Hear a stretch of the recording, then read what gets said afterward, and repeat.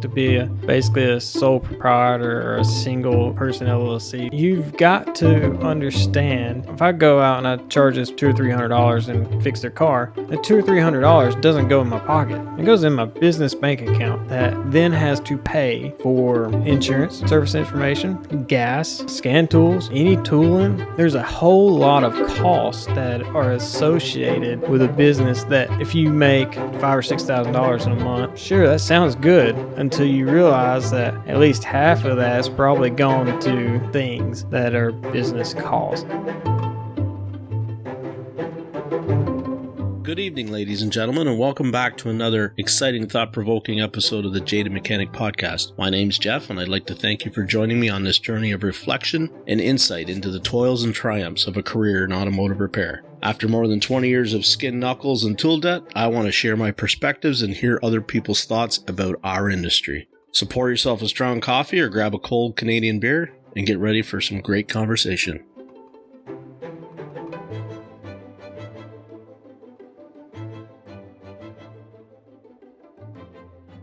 With me tonight is Jake Barnes of Automotive Diagnostics and Programming. Jake has a YouTube channel, is a mobile diagnostic tech, and all around pretty cool guy. So he's agreed to come on this little podcast and be a guest. So we're going to get to know Jake. So Jake, how are you, man? Doing good. Good. So you just got back from vacation, you were saying, just off air? Yeah. Good times. Yeah, that's I managed to get down to Lucas's on the 4th. That was my little vacation, but I haven't taken really any other time off this summer. So it's starting to wear on me. It's a lot of long days between working and then doing the podcast at night. It's long. I'm starting to feel like I'm burning the candle at both ends, but I'm not complaining. It's a good thing, but yeah. Yeah, so whenever you're doing, just your normal tech role, it seems like that takes up a majority of your day. And then you throw in some content creation in there, and oh my God, you have no time for anything. And I shouldn't really complain because, I just do the interviewing, right? I set up the interviews, and Lucas and does all the editing, and, David is involved as well. And you do your own channel, shoot your own footage, do your own editing, I assume. So, I shouldn't even be complaining because you guys are all working harder than me. So how's the YouTube channel doing? Pretty good. Been going right at a year now, pretty much. And it's grown faster than I thought it would. Mm-hmm. But I'm still a little channel, a little tiny channel. Well, it's not necessarily always about the size of the channel, right? It's I like yours. Your content's always very professional. And everybody out there that I follow is probably does good stuff, right? Good quality. But yours is, I don't know how to say it. It's you do an excellent job of explaining what the theory behind what we're watching, which, for some of us established guys is still good repetition. But I find yours and Paul's are both very good at, explaining the why. You know what I mean? Instead of just, here's what I did to fix the car. That's YouTube's got enough of that, but you guys are killing it with the why. So. Yeah, I don't really care about fixing a car. I just always want to know why. Mm-hmm. Yeah. How do you find the do you get a lot of the detractors on YouTube, people that just the trolls, I'll say, that just stop making it so complex and just tell me how to fix it? Do you get that? Actually, no. I'm really been surprised that I think I got 6,000 subscribers now, and almost every video I do, I get between 4,000 and 5,000 views in, say, the first 48 hours or so. Yeah, and I get probably on average about 100 comments a video or something like that, and it is actually pretty rare that I get a negative comment. That's good. I'm really surprised at it. I figured I would be getting trolls left and right, Yeah. and I probably will now for saying this, but I've been really lucky, and I don't get a whole lot of trolls. Yeah. I can actually only think of one. He wasn't even a troll. He thought he knew what he's talking about, but he really didn't understand what I was doing in the video. Mm-hmm. And yeah, he pretty much told me he wasn't going to watch my channel anymore. Whatever. I mean, Yeah. if you don't understand what I'm doing, you know, you're criticizing me for what I'm doing, but you don't even know what I'm doing. And then you're going to tell me you're not even going to watch it. That means you're not really there to learn to Yeah. begin with. And it was on one of my short videos, so it's not. I don't even really care about those. I'm terrible at making short videos. So Yeah, it's a this channel or the podcast just got a channel, and in the last 2 weeks, and so far I'm not filming anything other than just these podcasts, right? And then the reels and the shorts are just that, right? They come from it. yeah, Somebody mentioned to me at AST last year about, well, when are you going to start filming some content? And I'm like, you mean besides like talking? Never. I'm not interested in showing people how I fix a car, because whatever the respect that people might have for my ability would be gone within about the first 10 seconds, because they'd be like, this guy's a professional. He does this for a living. Like, yeah. I've said before sometimes that, like, how I get to the solution sometimes, it just amazes me, because it's so much intuition, right? I don't have I have a process, but if you think that I like am diehard, right, never deviate from the process, you'd be crazy. I rely so much on intuition and just gut instincts that I should never be instructing anyone else on how to fix anything. Just don't do what I do. So, well, I mean, sometimes though that intuition is kind of just more or less because you already kind of know the mechanics of whatever it is you're working on. So it's not like you're taking any kind of shortcuts or anything like that. It's literally like just you already have an experience. yeah. So Yeah. And I think that's been my saving grace, is because it's just, I tell everybody I stare at that scan tool way longer than I should, just going through pages and pages and pages, right? Looking for something that jumps out at me. And, does it always work? No. But I mean, it's like, I found that if I spend sometimes 20 minutes doing that before I ever, rack the thing and like start tearing into something just all willy nilly, I save so much time on the back end, because I find that it's so much you can see. If you see a PID that's just totally out to lunch, you know what I mean? Then you can get a grasp of, okay, well, what is it supposed to look like? What do I remember when that's been opened before, right? When it's been unplugged, okay. All right. I remember that number. Cool. It's unplugged. And immediately just like know to go there. I don't have to take out other, unplug this and unplug that. I just need to go right to there. And sometimes that's really saved my bacon, but it frustrates some people, because they're like, you're still sitting there staring at that. Yeah, I know. So, yeah, I mean, I kind of do the same thing. Like, yeah. let's see, say Sunday, Friday, I had just a quick mobile call to just a random customer's house on a car. They put a throttle body on it and still had throttle body codes. And I go out there and I scan it, and I'm just looking at the data PIDs, and I see TP1 and TP2 are both high, like 4.5, 5 volts. Yep. And I just unplug the connector, and I can see a little dimple in the connector end, and take a little mirror and look up in there in the connector of the throttle body and see a pin bent over. And I'm like, well, hey, there's a pin bent over. So, yeah. Which had just been, yeah, I mean, somebody did it when they installed it, obviously, or maybe it came out of the box like that. You don't know, right? But I would assume it being an aftermarket throttle body, the pin was probably tweaked just a little bit, and when they stuck the connector on, it just folded it right on over. Yeah. So, yeah.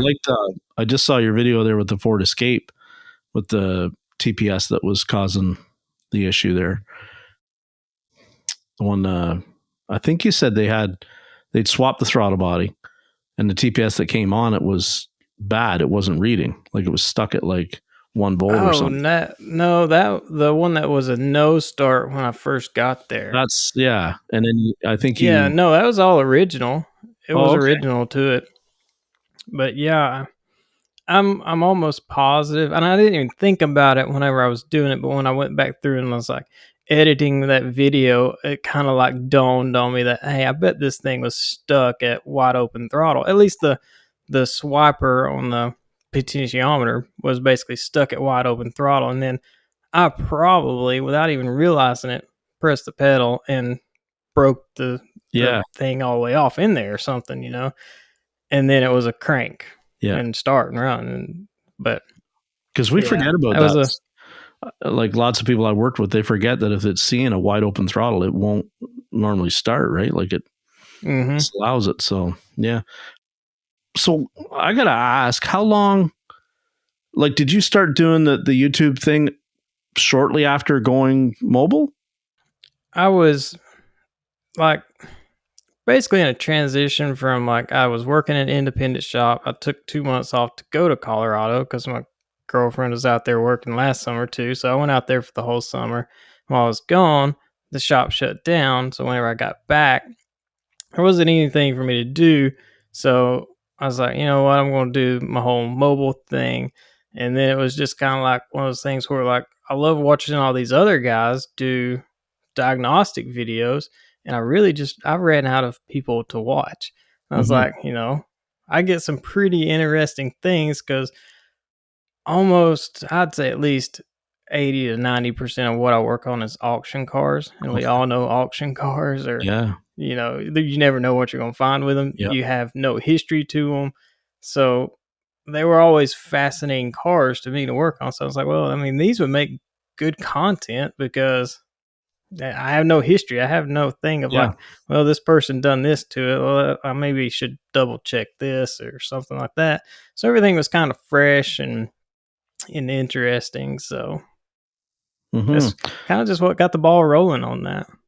Okay. So you said you were at an independent shop and it closed hmm down. So can you give us a little bit of your kind of your career history? Like, how did you start into this? Career history, I for the majority of my electrical career, I've either done residential and commercial wiring, or I've done automotive wiring as far as remote starts, alarms, keyless entries, stereo systems, that kind of Right. stuff, Yeah. aftermarket stuff.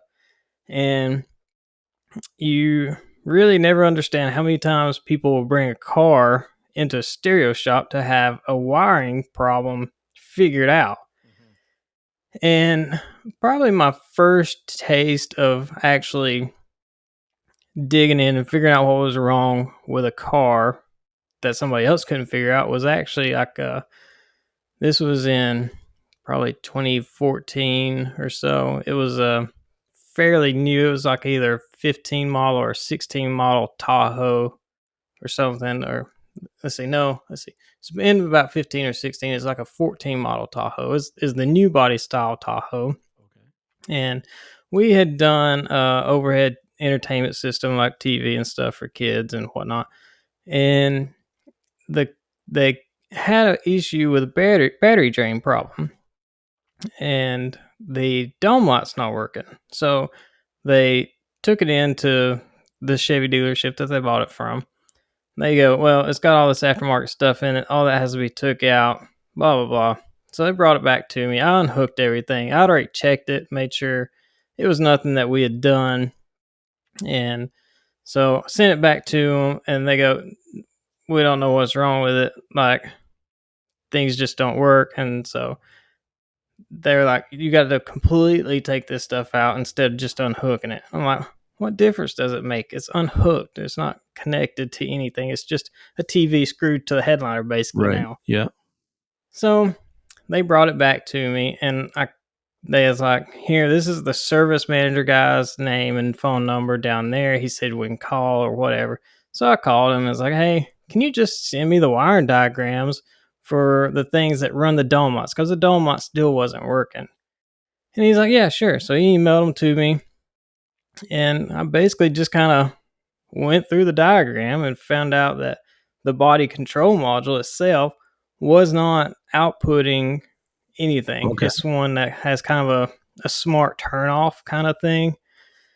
And I basically just even unhooking the battery, hooking it back up, that should reset anything like that, but it would still not output.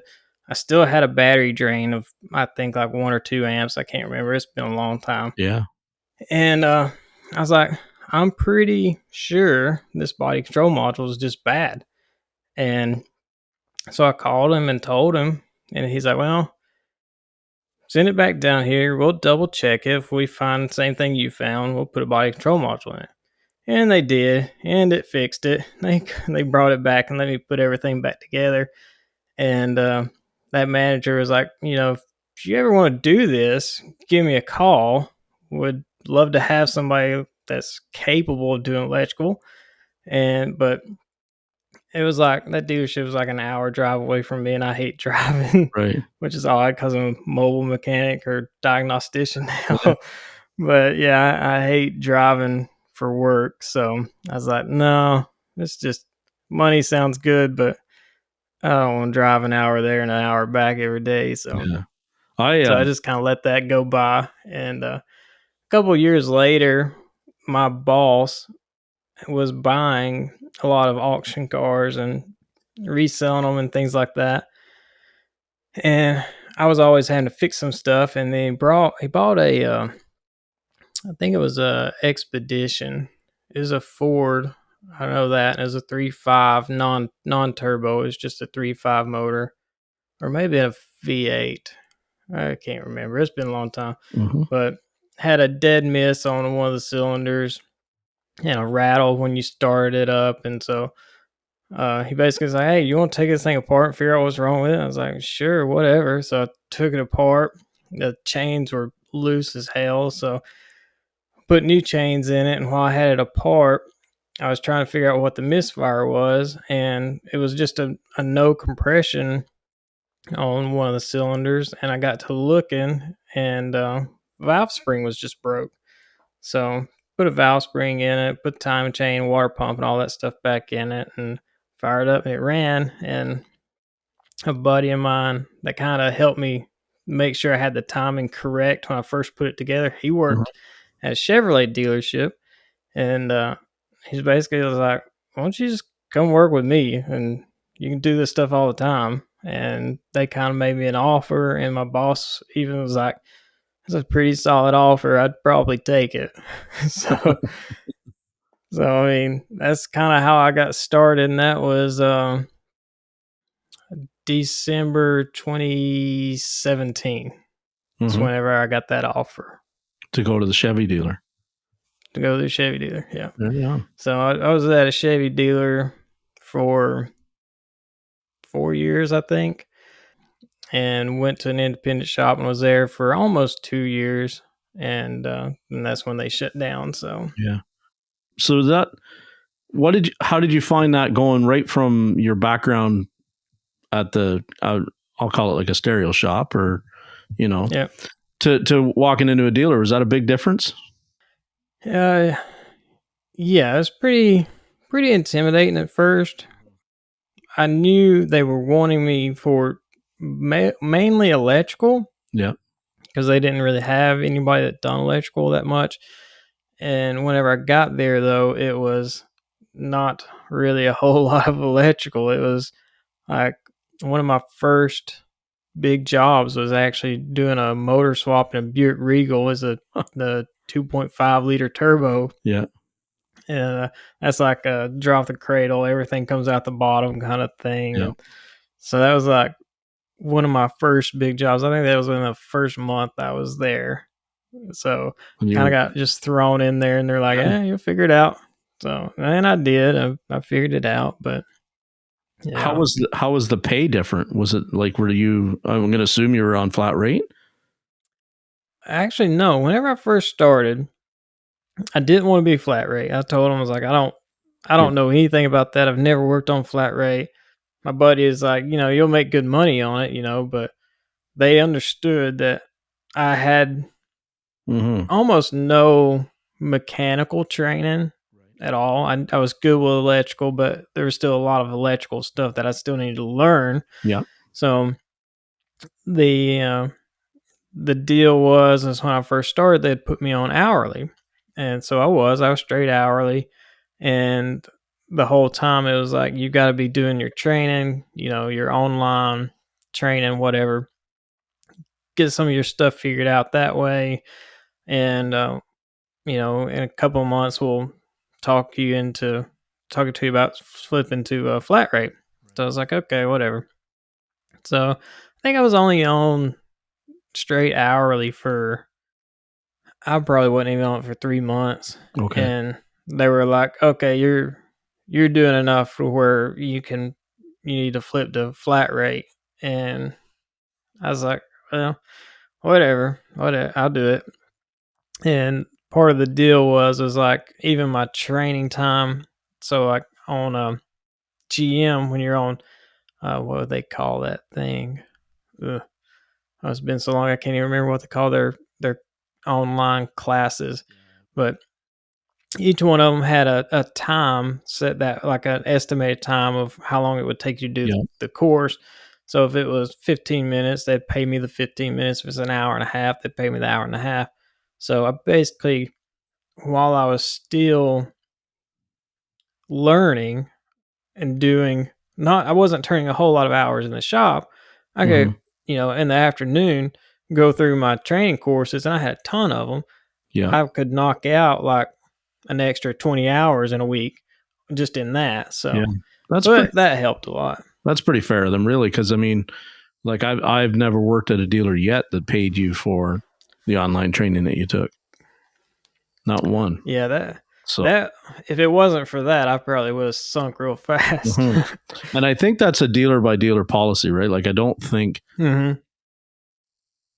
it's written by the OEs that you must pay. And if it is, I'm sure there's lots of dealer principals that ignore that.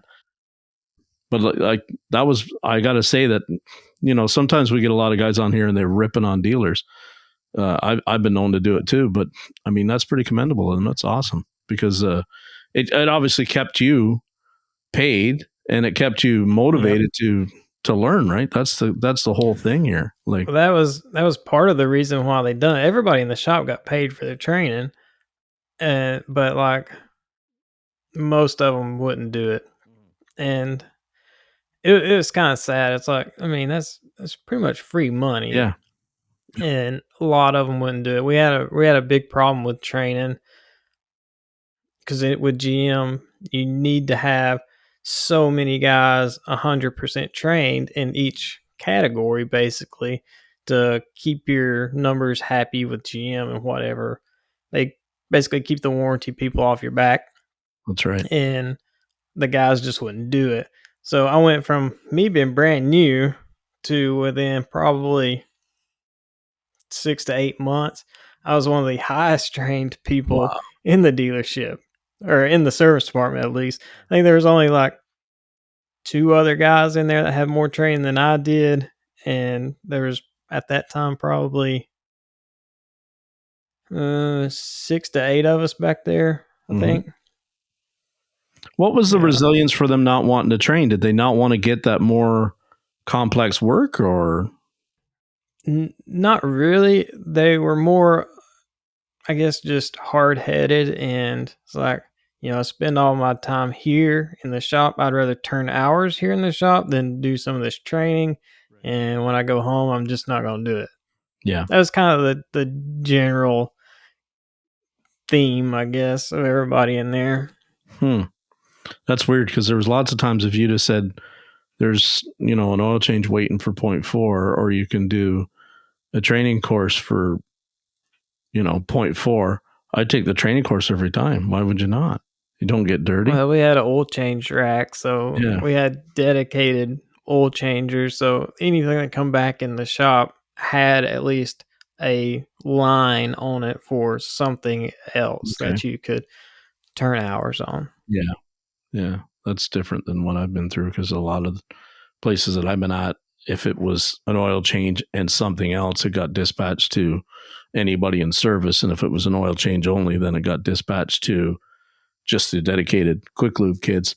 But if they got backed up, like which would happen a lot, they just flog them to anyone. So you'd get like, Yeah.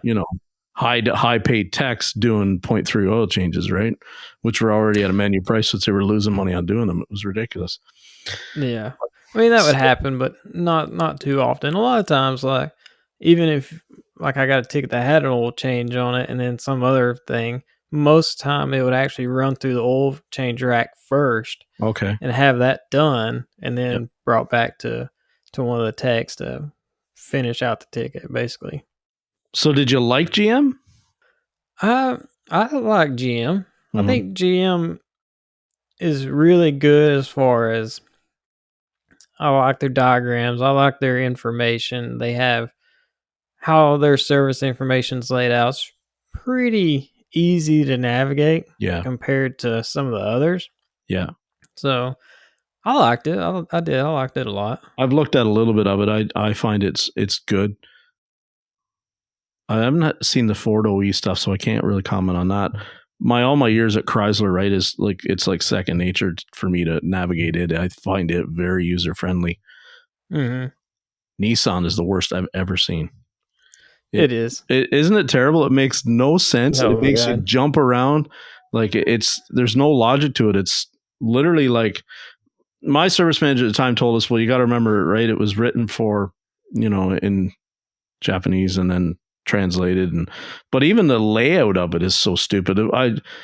You'd be here in one section of it for a wiring diagram, but a pinout would be in another section, like a connector pinout, and I'm like, that just makes no sense. Because Chrysler, it's literally like I could drag, click, look at the connector, right? Go back to the wiring diagram, drag, click, look at the connector. Nissan couldn't make that work. Like it was, we at the dealer, we had a Identifix on the same PC, and more guys that had not grown up with the Nissan stuff, they were using redrawn diagrams on Identifix because it was just faster to navigate that than to navigate the OE stuff, which is great until there's an error, right, in the redrawn, and then you're really down a wormhole. But Yeah, I hated it. I can't stand Nissans. Like they're the worst to try to work on. Yeah. Like I get the question all the time, like, which cars do you not like working on? Because I do a lot of European stuff, and they always expect it to be European. No, it's always easily Nissan. Yep. Nissan is the worst. Yeah, it is. So, It is. I worked there for over 2 years, and I never got comfortable with it ever. Like, I mean, I worked at Hyundai before that, and that was easy. Like, it was like just changing a different pair of pants on. Nissan. I like Hyundai, Kia's service information. I like how, like, if you're looking up something, say like a alternator code, like it'll give you actually like some oscilloscope patterns on almost all of it. Yeah. So like even, if you use the scope like I do a lot, it makes it really easy. Like, yeah, my pattern looks like this, so it's good. Yep. Or this is a bad pattern. Well, my pattern looks like that. That's bad. So I do like that. Yeah. I tell everybody, if you don't have money to buy like a Toyota or a Honda and you're set on buying an Asian, don't buy a Nissan, buy a Kia or Hyundai. Yes, you're going to get one with, you're going to save a lot of money. You're going to need the money for the repairs. But I mean, I find that you're going to need it for when the engine makes a window. Yeah. But I mean, if you buy a Nissan, the CVT is going to make a window. So, what are you going to do? Like, it's just, that's what they do. But, that's hats off to the guys like yourself that go, jumping from brand to brand. Cause I mean, like I stay completely away from Euro if I can at all help it. Like I just, I'll do the undercar stuff on it, but the diag and stuff just doesn't, I don't know. I went there years ago and tried it, and I just was like, no, this isn't for me. It's not comfortable. No, I find it to be challenging and like challenges. Nissan is challenging, but just in a stupid way. Yeah. Euro, you look at the European stuff and you're like, why? Why do they do it like this? There's no, it's just like redundancy after redundancy after redundancy. Mm-hmm. Nissan is stupid because it's just stupid. It makes you go in circles, right? And it doesn't. It does. But Bureau is just redundant, and the redundant thing gets me frustrated. It makes me just like, because I feel like all the time like I'm wasting time. I'm getting farther and farther behind because of this redundant thing. Nissan is just like, it's so stupid. Like it just, I mean, with Nissan, you get a U1000. Yeah. And that's it. Like, oh, no modules telling on another module. Like, it's just a U1000. Figure it out. It's like, yeah. And their AC systems are so stupid. Like it's just, they couldn't have made that system more dumb without, and I used to curse because I'd be like, everything in a Nissan I'd be working on, it was like in a module, just like you said, but there'd be nothing on the scan data. You're like, well, can't I look? No, it's just a dumb module. I mean, it's sending stuff back and forth, but I can't look at PIDs. Nope. No. So like dumb. I may be wrong, and I could be just completely wrong, but I still don't think Nissan has live misfire counters, do they? I'm trying to remember now how we would do that. Because I know on my scan tools, like if I go into generic, it's supposed to give me like a live, but it is never works. Mm-hmm. Yeah. So on the OE tool, I know we could count on some models. You could see it. But if it was like an older one, there was no chance. You had to wait for it to give you a code or go do it the old school way, right? Like it was not, there was no that thing. Kind of like the Honda does that too, though. I got to say that some of the older Hondas their misfire monitor on the aftermarket tool was pretty inefficient. But yeah. So what, you got out of the dealer and went to an independent. Mm-hmm. How did that happen? While I was at the dealer, I basically kind of just got pretty frustrated with labor times, the amount of warranty work, things just getting cut left and right, and then just so many recalls that were just programming recalls. Yeah. That doesn't pay anything. They pay 3/10 to reflash a module. Yeah. And like I think like in 2 months, I think it was, they basically had a recall for the reflash a brake module for basically the vacuum pump going bad and losing or getting a hard brake pedal. So they made a software update for the EBCM to kind of help counteract that issue. And when they made that, they actually broke something else in there. So like a month or two later, you basically had to redo all of those under a new recall. And, like when you got hundreds of these things coming in, like there was at least 1 week or all week, that's all I done was reflashes. And it's just aggravating. And you can't do it in 3/10, can you? Like that's not a realistic time. Not really, no. Yeah.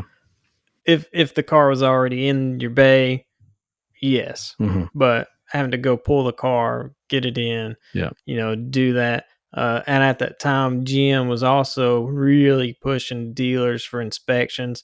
So they were also wanting inspections, which you definitely can't do in 3/10, especially while you're trying to set up a programming event and everything.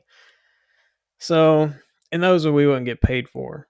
Their thought was, if you sell something off of it, that pays for you to do, that kind of BS. Yeah. So they were really pushing inspections on all these things. And it's like, I just looked at this truck, the same truck 2 weeks ago, Yeah.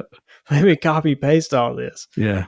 But so I ended up getting pretty tired of it. And we had actually lost some people out of our parts department. Mm-hmm. So I was like, let me go to parts. So I talked them into letting me go to parts. I went into parts for a while, and then COVID hit, and I ended up getting like furloughed for probably like 2 months. Okay. With the COVID stuff. Yep. So it was nice for me.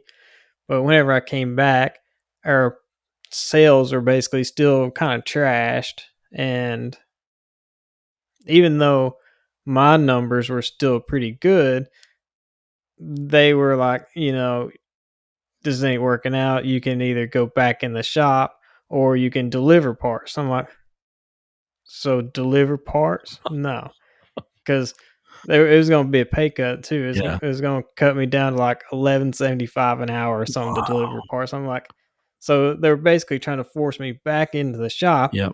and I was like, no, Mhm. I'll just go home. Yep. So that's what I did. I basically just quit, and it wasn't but like 2 days later, I was already in an independent shop working. So Mhm. it wasn't that big of a deal. Yeah. And really, like, that was probably one of the best things as far as career wise I ever done, because when I was at GM, I was, GM trained and Yeah. whatnot, but I really didn't know a lot of what I know now. Right. And the only way is because once I went into the independent world is when I actually started finding out about, all these online people like Paul Danner and Yeah. Mario and Mhm. all those other guys. So that's when I really kind of started to take off as far as like, oh, this is how you're actually supposed to diag this. Yeah. So Yeah. Because the dealer life is different, right? I say it all the time. You've got, like we were talking at the scan tool earlier, you get so familiar with what normal looks like, right? And sounds like and feels like. And then, pattern failures, yeah. like, And then you have, I used to joke all the time, I had normally just a known good caravan sitting in the bay right next to me.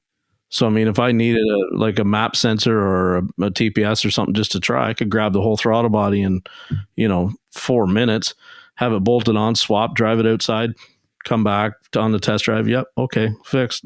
Order me, throttle body.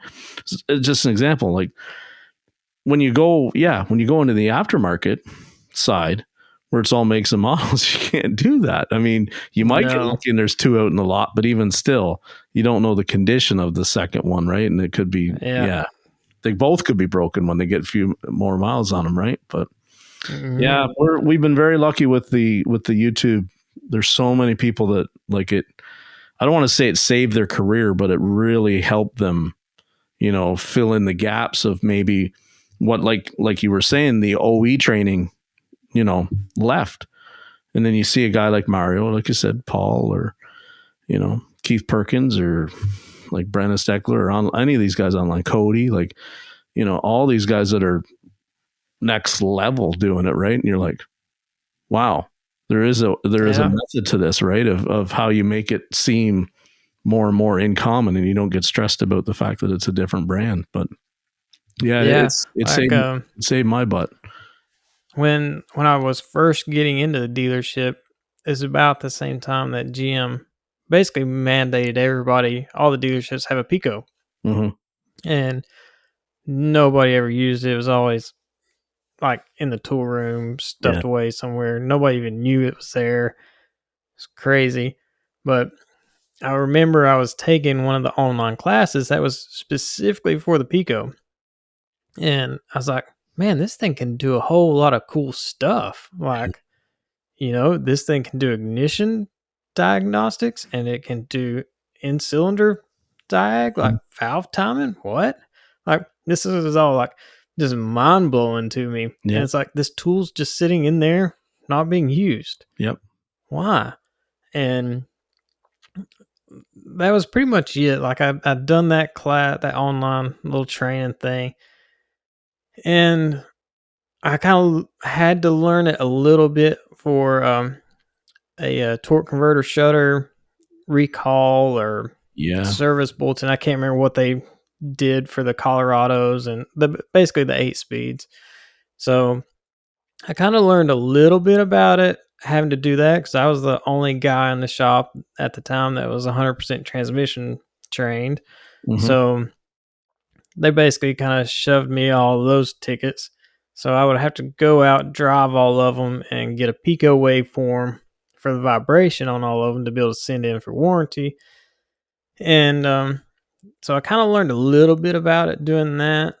And then once I left and got into the independent world, I was like kind of doing some stuff. And then I can't remember even what it was I was working on at the time, but I kind of was looking up videos on like how to figure this out Mm-hmm.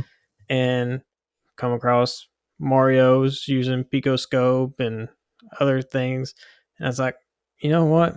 I'm just going to get me one. So I bought me one and started using it and watching more videos and learning all this other stuff about it. So they really, really helped me a whole lot as Yeah. far as my progression of being able to diagnose.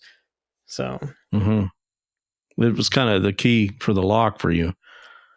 pretty much, yeah. That's pretty sweet. Because I mean, I tell everybody all the time, I'm not a scope guy, right? Like I own one. I own a Snap-on Zeus, but I don't use it. I kind of understand how to use it, but I always just seem to find another way, right? Instead of grabbing it. And at my job, my current job, I don't tend to get a whole lot of exposure to much diag anymore. I mean, I still do it, but I mean, it's ignition misfires, right, and stuff like that. And so I don't. We work on a lot of Fords and a lot of stuff that we don't have to. It's faster still to just yank the coil and stick it in another hole, right, than to go and grab the scope. And I mean, it'd be nice to go and just spend time with it, but my boss is always like, the faster you can get it diagnosed, the happier they are, right? That's typical. So I mean, if it was a situation we had one that was buried under an intake, they'd be cool with it. If it was, but I can't say that I've had one come in like that yet. Everything's been pretty, like, we work on a lot of Ford, so it's pretty easy to get them out. So, move them around. Well, it's definitely one of those things where like you just need to have it just always available. So I got pretty good I got a Veris Edge. So I got pretty good about just always having at least one set of leads with me for whatever reason. Yeah. So you get really fast at it as long as you have the stuff available to you quickly. So like when I was in a shop, I always had my Pico set up on basically a diag cart with my laptop and everything. All my leads were already there. So, it'd take you a minute to swap a coil. Well, it takes me a minute to stick a probe on it. Yeah. So, yeah. Oh, I for sure understand what you're saying. So the independent, what was it like? They worked on all makes, all models. Oh yeah, it didn't matter. Yeah, my first week was a rough one. I had is a mid 90s, I think, Chevy 454 truck. Okay. So the old throttle body injected truck had a misfire on number one. Let's see. I think it was low compression, if I remember right. I don't think it had any leak down issues. I think it was just low compression. I can't remember. It may have leaked down. But man, I fought that thing for at least a week, and the guy was super, super cheap. He didn't want to spend any money on it. He's like, just whatever it takes, fix it as cheap as possible. And what I ended up finding was the valve seat had actually like sunken up in the head some more. Yeah. So I ended up having to put a spacer under the spring in the rocker arm, if I remember right, to basically raise the rocker arm up off of it or something like that. I can't really remember. It's been a while. I know I had to do some janky stuff to it to get it to run right, but because he didn't want to pay. Yeah, he didn't want to have the head pulled off and have the valve seat fixed. So he's like, whatever it takes. So that's what he got, and he was tickled about it. He was happy. He was. He was happy about it. I was like, I don't know how long it's gonna last, man. I mean, it might last a week, it might last, 10 more years, but Yeah, you know, yeah. People are weird like that. definitely not a highlight of my career. I love that line, Avo. They say whatever it takes, but don't do it as cheap as possible. Like the two it's such a Yeah, contradiction. Whatever it takes, it but as cheap is. as possible. Well, Yeah. whatever it takes is normally not cheap. Like, I mean, the ironic thing about that whole situation was it was actually a really good learning experience though, because I think it was like a month later, I had to put a Ford 5.4 motor in, mhm. and a F-150, and it was a used motor that we'd got, but it was actually a Jasper motor. Like, Okay. we knew what truck the truck was totaled that it was in, and it was a Jasper motor. So we put it in there, and cranked, ran, but it had a tap. And we was like, well, we don't know if it was there for sure before or not. But ended up finding out that one of the rocker arms in the lifter was tapping, and you would think it was is a 3 valve, so you would think it was probably Mhm. the follower, the bearing collapsing, but it wasn't. I put one in it. I even put a new lifter in it. Still had the same tab on the same cylinder. Still had a valve clearance tap basically, and I ended up miking the hole the lifter was in, and that lifter hole was actually slightly deeper than all the other ones. Oh, okay. Yeah. Yeah. So I ended up cutting out a brass shim and putting under that and fixed that one. So, Bring it back up. yeah, it's just random, crazy, weird stuff. The But stuff he sees from Jasper is weird. Like I everybody, know. they've got their reputation honest. They come by it honestly because it's just I don't know what happens. And not ripping on them. We don't get them up here in Canada, right? But I mean, I've talked to so many people that either like will use them or so many people that have like nightmare stories about Jasper. And they're just like, I'll never, never, ever, ever again, you know? So, yeah, Yeah. I don't know whether Sometimes you get lucky with them, and then sometimes they're just nightmares. yeah. Don't know why. What that shop it doesn't sound like, it sounds like other than the learning, it wasn't necessarily the kind of independent shops that we hear about by some of the people in the groups, right? That run a really good, you know, uh, upper class clientele, I guess is maybe what I'm trying to say. You sound like you had Definitely some not. older rundown iron coming Well, a lot. the people are super nice, Mm-hmm. and that's kind of their detriment. Yeah. Super nice. They always want to help. You know, they were definitely one of those people that, well, how's Lewis put it, supplements their Yes. repairs. Yeah. However it is he says that they were that people. Emotionally dis. Car come in with some kind of issue. If you let the owner talk to them about it, more than likely they got it for dirt cheap. Yeah. So it was one of those things like where you try to keep him away from the people. Mm-hmm. And but Yeah. it was good. They kind of hit some growing pains. Basically, whenever I got there, they started growing, getting a lot more higher end work Mm-hmm. because I could figure it out and Yeah. fix it. Yep. And one of the local wholesale dealers that started bringing cars to us started bringing a ton of European stuff, a lot of Volkswagens and BMWs and things like that. And that was all stuff that he wanted no part of. He was completely fine with working on like the older 2000 Yeah. model, Chevys and Fords and stuff like that. He couldn't really pick up on any of the newer stuff, anything 2015 and up. He's, a lot of electrical, Yeah. whatever wasn't his forte. So I'd planned they had known for several months that I'd already planned to go out to Colorado for the summer last Mm-hmm. year.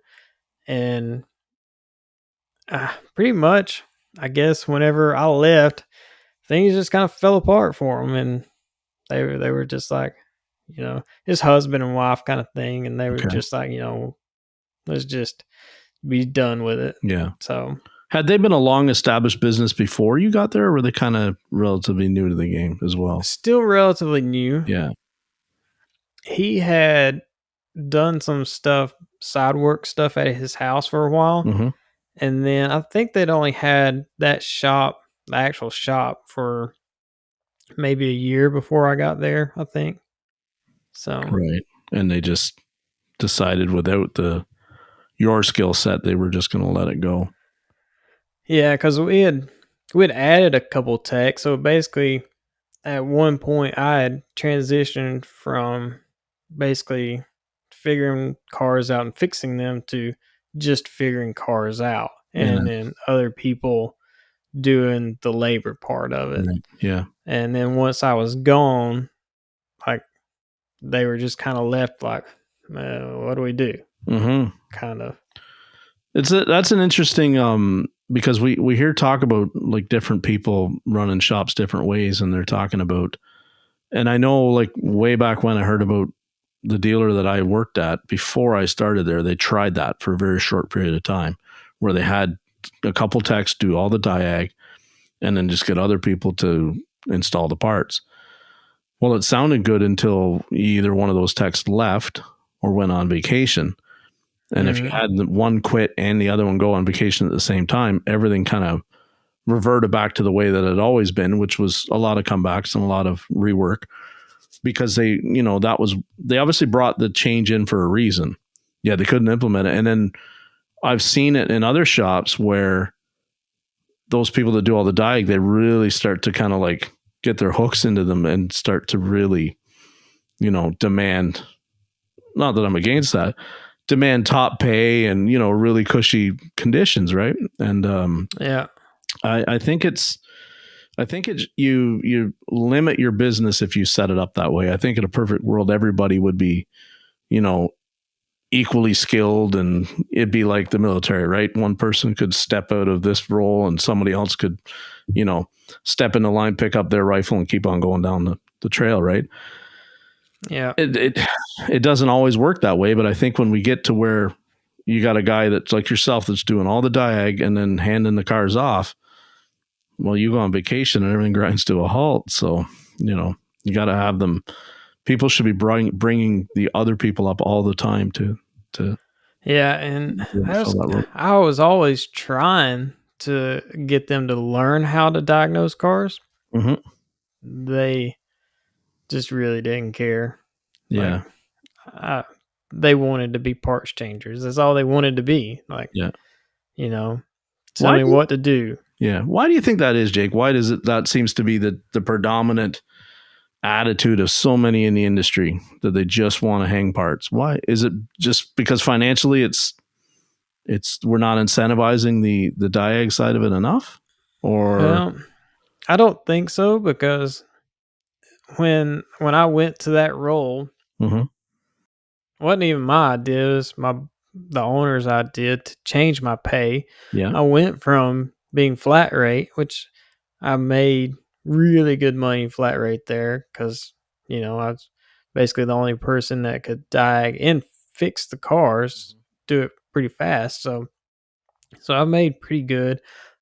They always paid me a really good percentage of the labor. So, but whenever we kind of talked about me going away from fixing cars and just diagnosing, they wanted me to be salary plus a commission plus a flat rate, basically.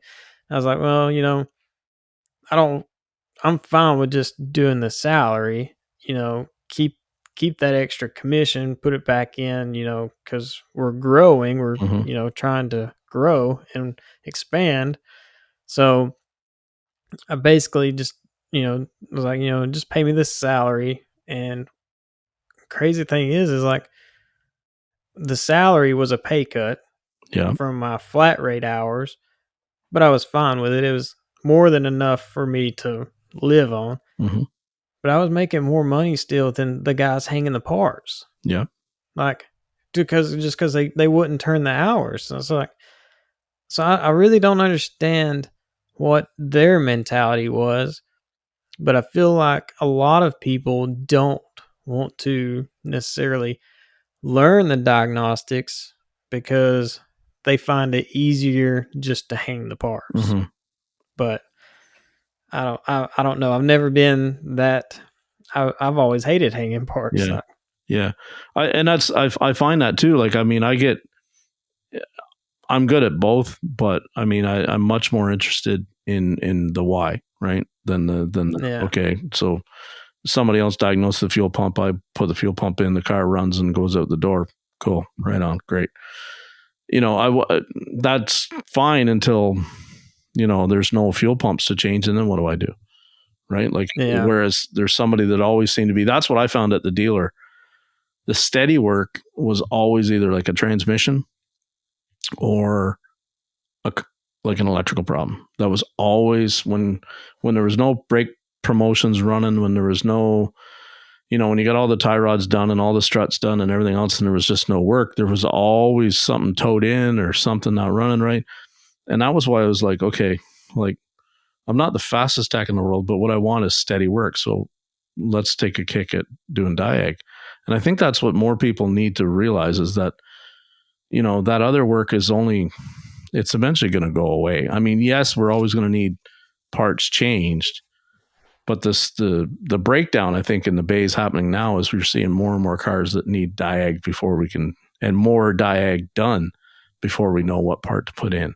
And then the Yeah. programming and the calibrations after, it's becoming, I mean, I think, it's definitely going that way. I mean, you can already see that, eventually they're trying to get away from ICE engines altogether, so, where are you going? yeah, It's electrical. Like, yeah, there's still going to be parts to be replaced, but those parts are going to be electrical parts. yeah, So it only makes sense to learn it, figure it out, and just go ahead and go that direction. Like, learn the electrical. yeah. So Like, I mean, even look at now what you have to do when you put a suspension piece in, just the alignment steps involved, the ADAS, the calibration mhm. of, say, it's got, ride sensors for an air suspension or something like that.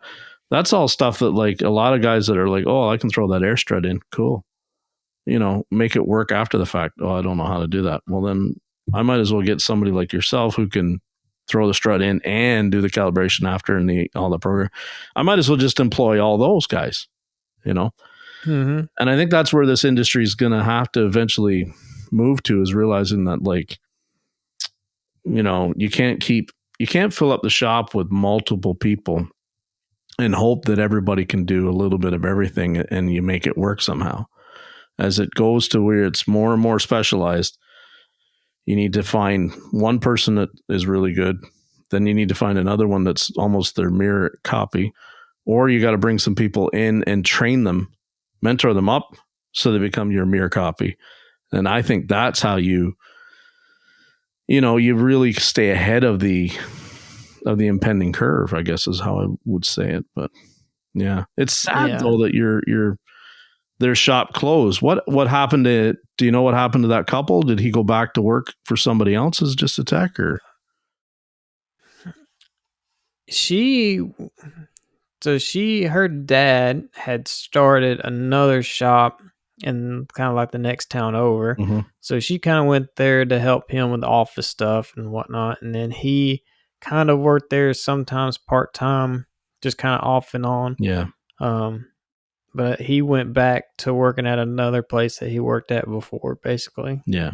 So sad. We see that happen a lot. It's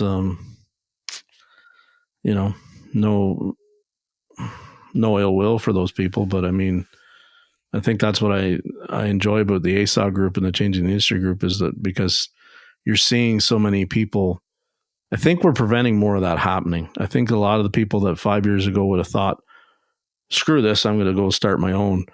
I think when we have so many people in there that are telling them their stories about how they started their own and how Mm-hmm. difficult it was, I think it's keeping some people from realizing that, like, don't jump out of the frying pan into the fire, right? stay where you are Yeah. until you can really, build yourself to where you're ready for that next step. I'm glad I never made the move. I thought quite strongly about it 10 years ago. And then I was just like, no, the overhead to start it would, kill me. So, and mobile up here is like, nobody's doing it. It's pretty much an untapped market, but, really 6 months of the year, you're Yeah, freezing. it's Right? too brutal. Yeah. The weather doesn't I cooperate. wouldn't be able to handle the weather. So No. And I mean, there's not enough of like around here, there's not enough of the demand for somebody that just would go and do diag or programming, right? Like if you're going to be mobile here, you'd be like doing anything and everything under the car, on the car. You might do some programming. There's one guy that I know of, and I don't even know if he's still in business or not, but he's predominantly not doing diag. He's showing up and putting control arms in or struts in or tie rods or tires or brakes or whatever. And like I've seen some footage of him in the wintertime and it's like, man, you couldn't pay me enough to do that. Go dig and no. shovel the snow out in front of the car, jack the car up and switch the tires. No, pass. Hard pass. Yeah. So, No. yeah. But what's the end game for you? Oh man, that's a tricky one. Parts of me would like to transition one day into a brick and mortar shop, but around here it's so hard to really find people you can trust to work on cars. Right. It's so I couldn't do it and be profitable by myself. I would have to have people working, and I just don't at this time see finding those people. Mm-hmm. So kind of a secondary plan, or kind of a wish basically, would actually be for the channel, my YouTube channel, to just kind of take off to a point to where it could sustain me. Right. And so my girlfriend, she does travel tech work for hospitals, Okay. doing imagery. So she gets to travel to cities for, 3 months at a time or whatever. And so ideally, I wish the channel could be good enough to where I could travel with her and I could go to local shops and have enough recognition to where I could be like, hey, this is me. Do you have any cars here I could just shoot Yeah. videos on? Right. And at the same time, also be able to show them kind of my process or techniques or whatever Yeah. like that, so they can kind of get kind of like almost like an in-person training kind of thing where they can kind of learn how to figure out this car that they're having trouble with. Mm-hmm. They get diagnosis out of it and I get content. Yeah. But that's probably still years down the road probably. It's an interesting goal though. I've never heard anybody come up with that exact idea that they would move around from city to city, right? And I mean, because like you said, there's a lot of, like we talked about, there's a lot of people shooting content, and there's some, There is. yeah, But there's also how many shops in every city that are throwing parts at things because they don't really know how to figure them out. mm-hmm. It's not like it would be that hard to find shops to help. Yeah. It's just I would need kind of that recognition of them going, okay, this guy's serious, and them let me do my thing. And then, like I say, the channel be able to make enough revenue for me to live off of. Mm-hmm. So So when you talk about shops throwing parts at vehicles, let me ask you this: do you think they're doing it because? Do you think they're doing it because they don't have the talent in the bay to do the diag, or do you think they're doing it because the customer is coming in and there's a reluctance to pay it, the diag? Which do you think is the I biggest definitely think contributing it's factor? both. Yeah. It's definitely both. I think customers for too long have been kind of trained to think that a diagnosis is the same thing they get a parts store where they get their check engine light scanned, you know. So when they bring it to a shop, they're like, I hear it all the time, you're going to charge me this much money to tell me what the codes are? Yeah. No, I'm charging you to test Yeah. what the codes say they are Yeah. to prove what's causing that. And they don't really understand. Mhm. Like, I've kind of here recently, I get a lot more just random people calling me that other shops had referred to them to me or whatever, give them my business card. And none of them have complained at all about my price or anything Right. like that. But they've already kind of been through that whole thing of like, well, I threw parts at it, didn't fix it, and then a shop says, you need to talk to this guy. This guy will come figure out what's wrong. Yep. So trying to get that to the mass of people, the general public, is almost impossible. Mhm. Once they've kind of went through this and learned the hard way, they kind of get it and then they're okay with it. Right. But, you know, the people that, well, I went to a parts store and it said my oxygen sensor was bad and I threw an oxygen sensor and it fixed it. They think, well, that's what it is. That's how Yeah. diagnosis works. So when they go to a shop, that's kind of what they're expecting. And sadly, a lot of shops do it.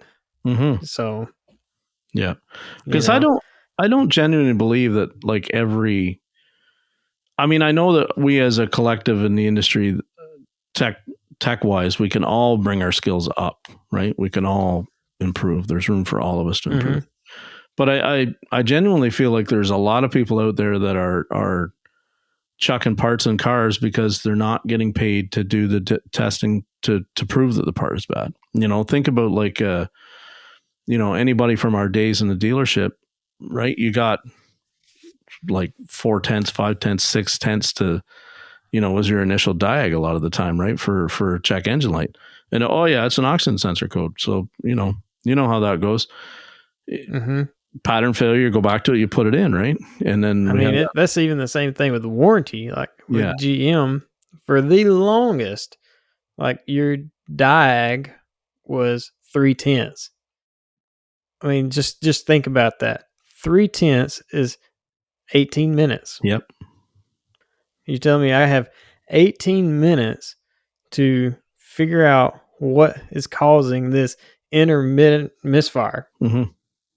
Like, it's crazy. Yeah. So, I Yep. mean, there was a lots of times where customer would bring a car into us and I'd get the ticket and they'd say it's a intermittent, whatever problem. Well, I have to look at that ticket and go, I've got 18 minutes to figure out something with this car. Yeah. So a lot of times 18 minutes is just going to be eat up on a quick test drive around the block. Yeah. When I get back, if I still have nothing, what am I supposed to do with that? Right. So I've had cars under that's taken me GM, 12 minutes to find in the parking lot. I know, right? It's Yeah. it's parked at the bank parking lot next door. Sorry, we were supposed to tell you that, but it was it was a night drop and the gate was closed, so it's dropped over at the next door parking lot. Like, thanks, I just Yeah. walked the lot for 20 minutes looking for this car. Great. There's my time gone. But sorry, Yeah. go ahead. So you were saying. But so GM actually has a warranty claim code called CCND, customer concern not duplicated. Mhm. It's 3/10. Okay. In my career, I probably shipped 100 cars under CCND. Yeah. And it was to the point where my service manager at one time was like, you really can't be doing this all the time. I'm like, Bullshit, I can't. Mhm. I've got 18 minutes to figure out something. If I can't figure out something, I'm still getting my 18 minutes. Yeah. Whether I file it under CC&D or something else, I'm getting it. Yeah. And he's like, well, sometimes you just need to put a part on it. I'm like, no, because GM then says if you put a part on it, you have admitted something is wrong with the car. Exactly. Yeah.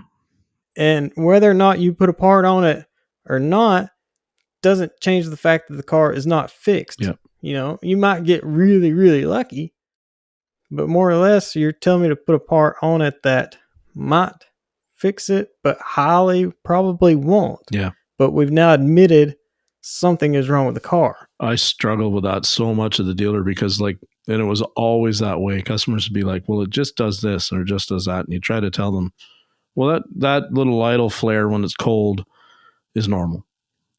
Well, you know, I the last car I drove, it didn't do that. Was the last car I drove exactly the same as this car? No, it was a Honda. Okay. I mean, you know, so then it's like you said, so as soon as you say, okay, well, you know, you'd have an advisor, it's like, well, let's put a throttle body on it, right? Or something like that. Well, you just, like you said, you just admitted now, and now the paper trail starts that you admitted there's something wrong with the car until finally, you know, what rectified it a lot is you'd give her another one, a loaner, and she'd take it home and do the same thing. Well, how do you fix that? And then she comes back and says, this car is broke too. Yeah. Well, yes, but what we'd always say, so we didn't have CCND, we had NFF, no fault found.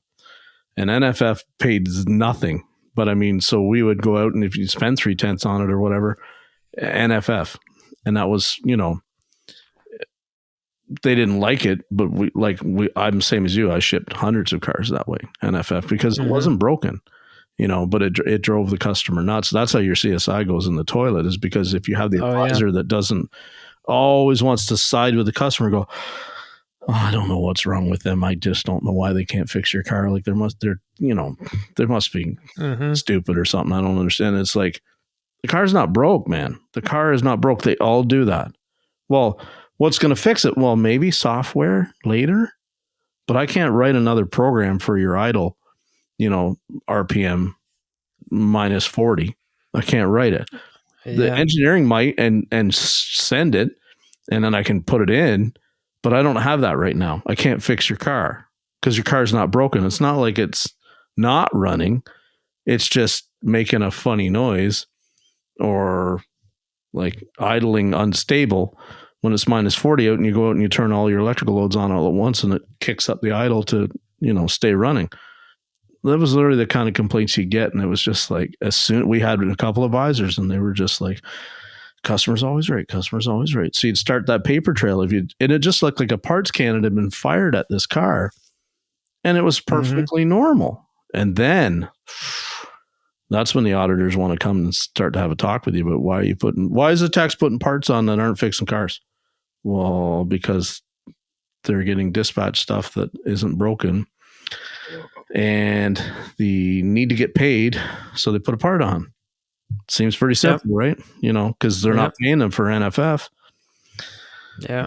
That's why I'm so, you know, I thought when I got out of the dealership and got to an independent, and now, I mean, I'm hourly, so it's the same thing. But when people start talking about production, you know, and you spend some time to do that kind of, those kind of jobs or those kind of inspections, and it's nothing wrong. Car's the way it's supposed to be. You can't duplicate it, and they don't pay your tech. You don't even track the time that they spend trying to duplicate the intermittents. That's when you really go away from the idea that everybody should be incentivized. Because I mean, look at Paul Danner's video he put up a couple months ago. He talks about, like, he'll tell you, he's one of the smartest guys. Don't chase intermittents. They'll kill you. They'll kill your business. Right? They will. They don't, you know. And it's a pride thing. I get it. You guys that go around and it's like, how many times do you want to call back, you know, get called back to one of your shops because it's an intermittent? But I mean, you got to put your foot down and say, if you call me in, I'm going to charge you. And if it doesn't act up, you can call me again. I'm going to charge you again. You know, like, you have to. You got to cover your time, right? Absolutely, yeah. No different than a tech in a bay. You have to cover the time. So I think techs too many times they get blamed for this. We talk about it. Sometimes they talk about how, well, techs are overselling themselves. I mean, like, as an example, you talked about when you came out of the dealership and then you went into the independent side, you thought you were probably pretty competent. You thought you were going to do really good on Diag when you got into the independent shop. And then you said you found all these training aids and this different way of approaching it, processes and stuff like that. Did you think that you oversold yourself to that employer? No, not really. No. I've always kind of been a little more, I guess, humble or realistic. Right. So I basically went in and him knowing that, hey, anything 2014, 15 and up, Chevy product, I'm your guy. Yeah. Anything else, it's going to take me a little bit of time. Mm-hmm. And he was like, the other guy I got working here, he's pretty slow. So, I mean, if you can do what he's doing, it's fine. Yeah. So it wasn't the bar wasn't very high, and I think the first 2 weeks I was there, I'd done more than what the other guy there had done in a whole month or two. So I mean, they were tickled to death about my productivity and stuff like that. But yeah, like once we started getting into some of these other cars that were harder to figure out and it would take me a little bit more time, for him it was like I would have never figured that out. Yeah. So it was still fine. Mm-hmm. Yeah. Because that's what, like I say it all the time, people need to remember, if you're hiring a former dealer tech, they're either going to be really confident about what they can do, or they're going to be, I think, like you said, they might even undersell themselves. And you got to remember, like, if when I came out of the dealership environment, I thought I was really good, and then I got handed a different brand and I had to start at the beginning of the, of the thing all over again. And it didn't mean that I couldn't fix it. It's just like, I wasn't going to rattle it off in 3/10 from familiarity, right? There was no pattern failure. There was pattern failure in Identifix, but I don't use Identifix like that, where it's, grab the top part and jam it in, right? I mean, even though that does work, I mean, if anybody says that it doesn't, they're a liar. Like, there's so many techs that use Identifix and it works for them, but that's not doing Diag. So, I asked Cody Gotti an interesting question. I wanted to ask you too, and I was thinking about it.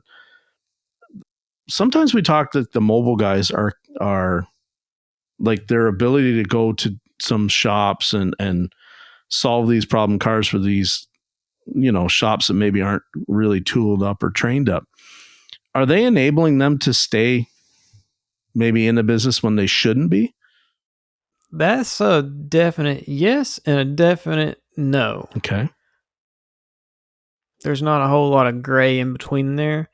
I've got one shop that I go to pretty regularly. Phenomenal shop. Like, they're one of the better ones in my area. Mm-hmm. And sometimes I go and it's something fairly simple, like just a missing fuse. Right.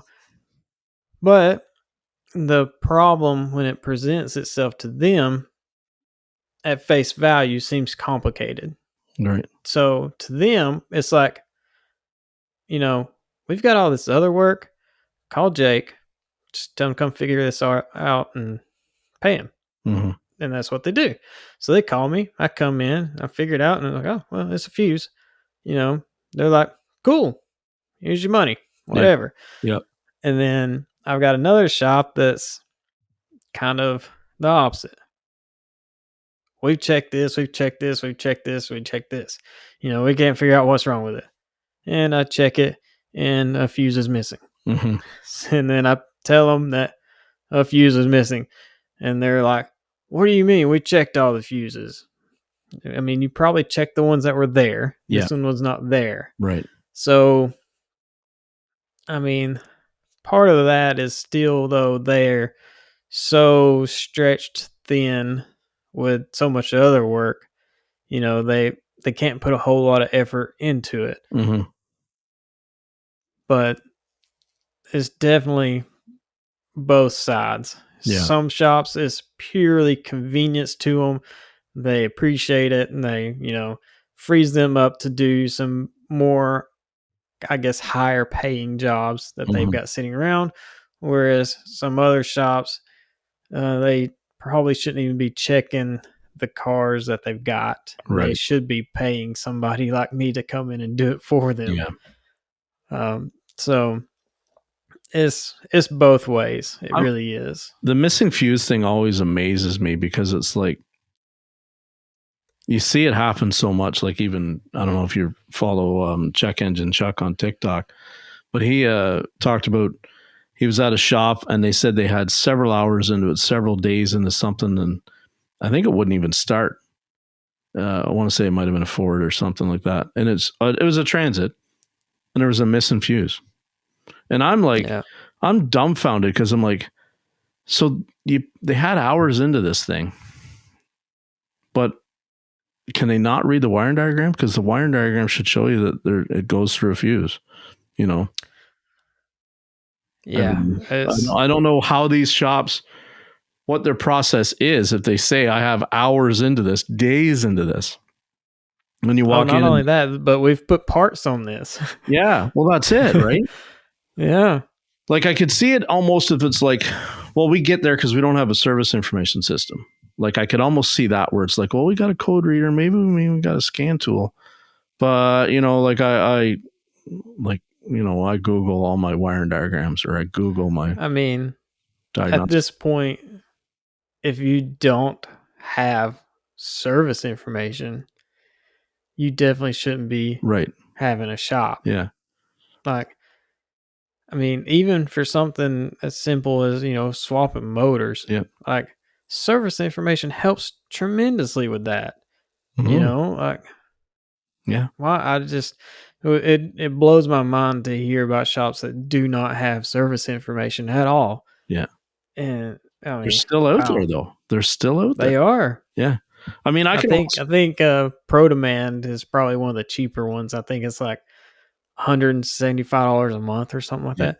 I mean, realistically, that's one or two cars. Yeah. You work on one or two cars, it pays for your software, your service information right there. Like, I mean, it's no brainer. Yeah.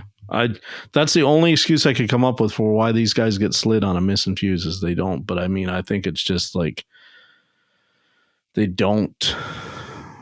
I don't know. I don't know the process. I'd love to know. I keep saying I want to ride around with a mobile guy someday, like just for a couple of days, just to get to some of these shops and see it, just to see what's it look like when because it's almost a running joke with me and my girlfriend because like I tell her about my day all the time, whatever, and she always is hearing I replaced a fuse, yeah, and so she's like, I'm just gonna come work for you, and I'll be your fuse person. I'll just find all the fuses that are missing. yeah, I'm like, I could probably pay you pretty good money just off the fuses that I find. yeah. So it's a running thing now. Like, anytime I get a fuse missing or something, I'll text her a picture of it, and she's just like, "Ooh, money." She knows. So, she knows.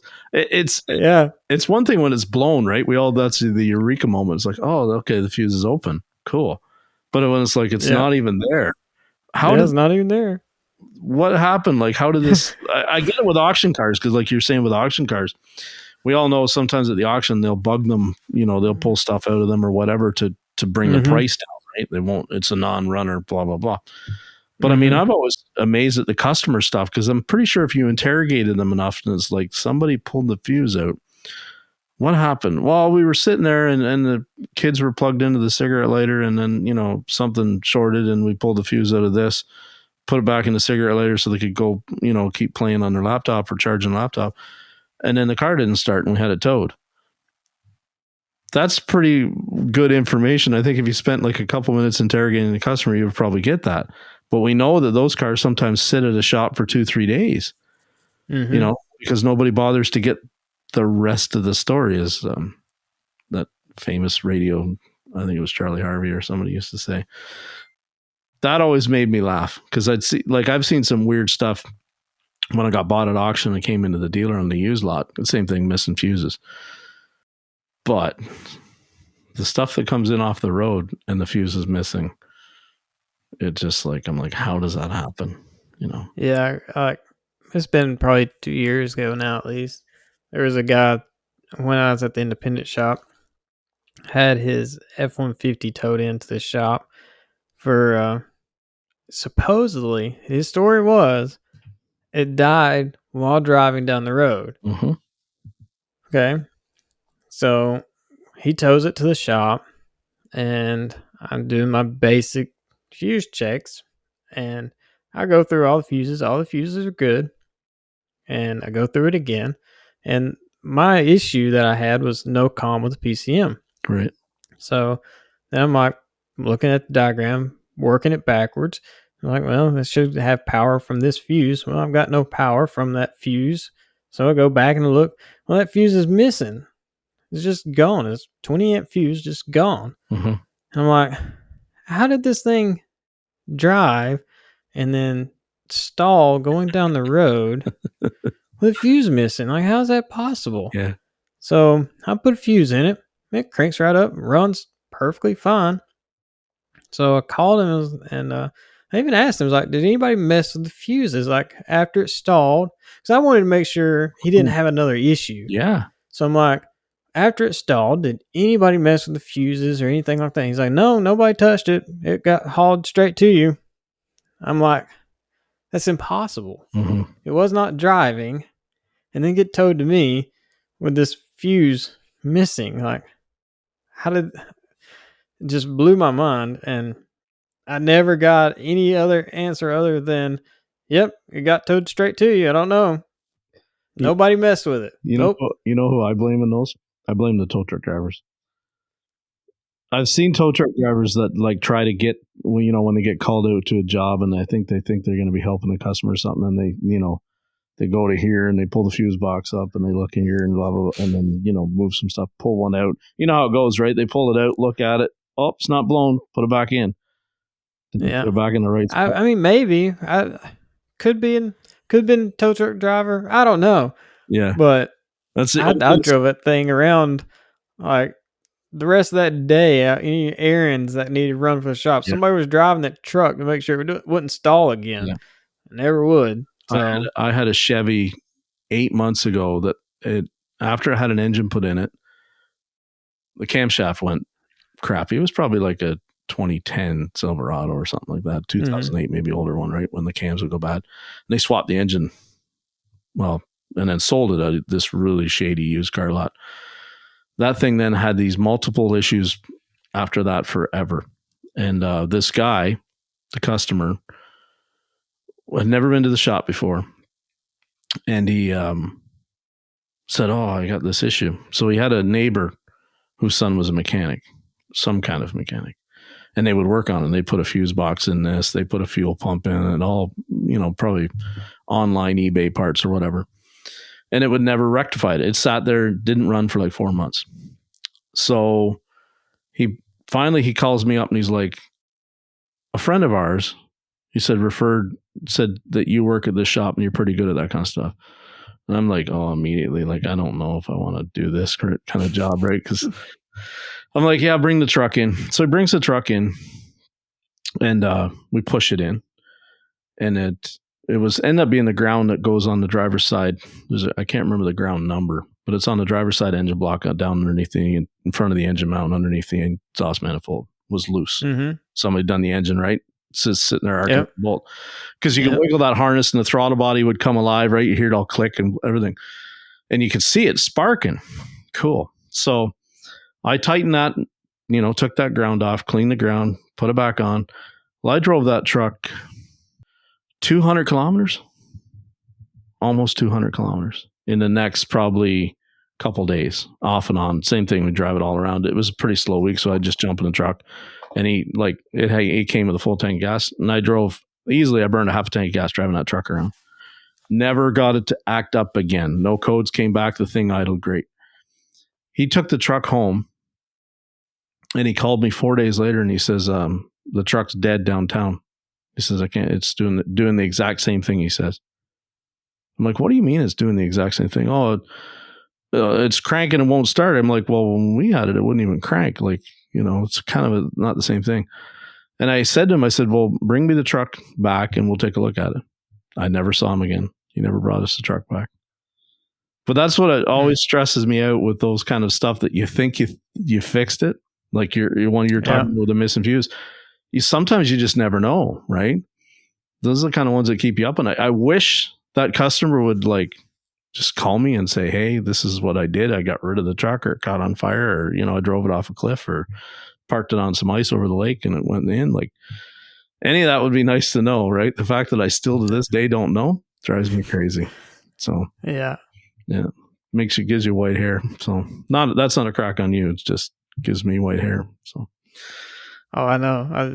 I'm the same way. Like a couple of weeks ago, I had a little Cobalt that I never got to act up how they said it would act up. I even had a video of it. They showed me a video of it acting up. Mm-hmm. I've never seen it act up. But one of their issues was a no crank sometimes randomly. And they said, if you stick your finger up through the bottom of the steering column, you push on this little thing and it'll crank. I was like, okay, that's a little strange. And so whenever I got it, they towed it in to me. It was actually no crank.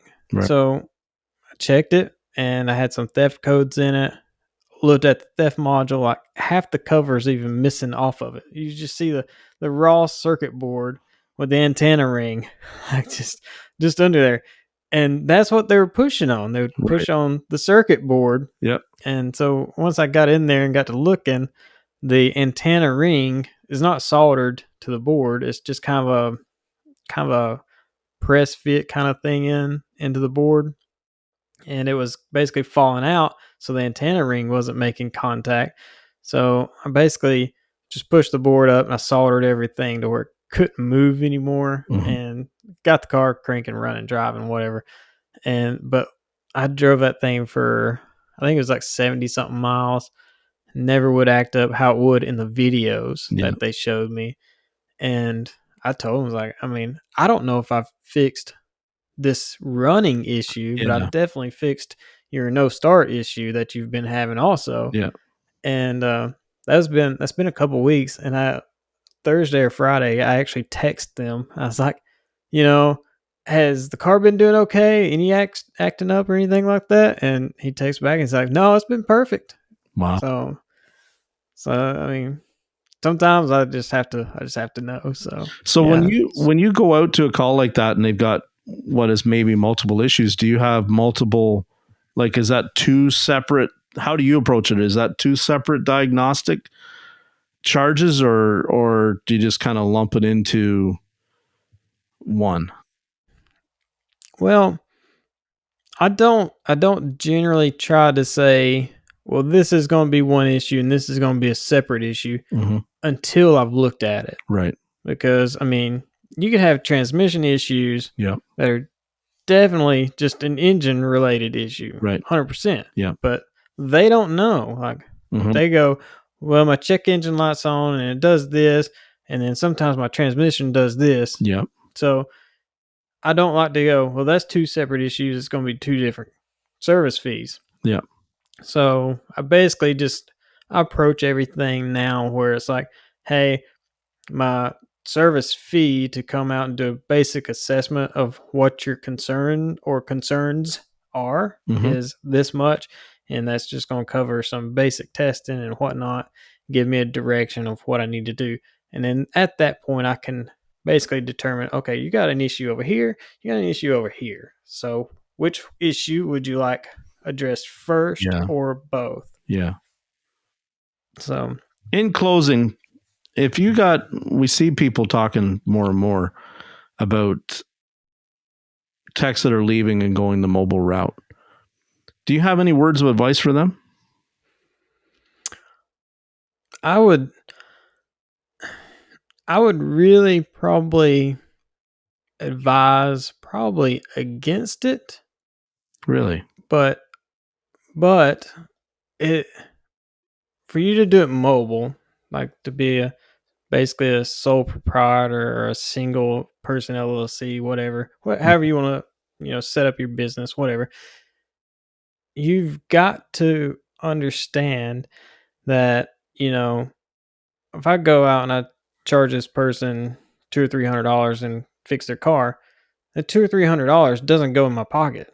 It Right. goes in my business bank account that then has to pay for insurance, service, like service information, gas, you Scan tool know, subs. Yeah. yeah, scan tools, Yeah. any tooling. There's a whole lot of cost that are associated with a business that most people that are entertaining the thought of going mobile don't understand.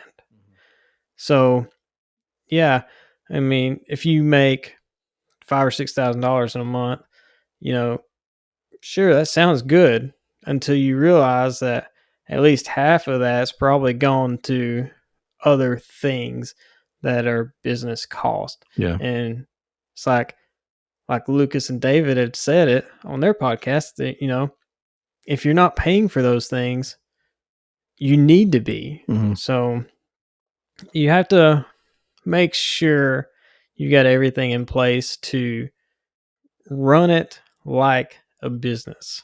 I mean, before I even started, I had my LLC set up, I had a business license, I had insurance set up, I bought my van, it's got its own insurance, um, service information. I bought a separate cell phone for business Yeah. only.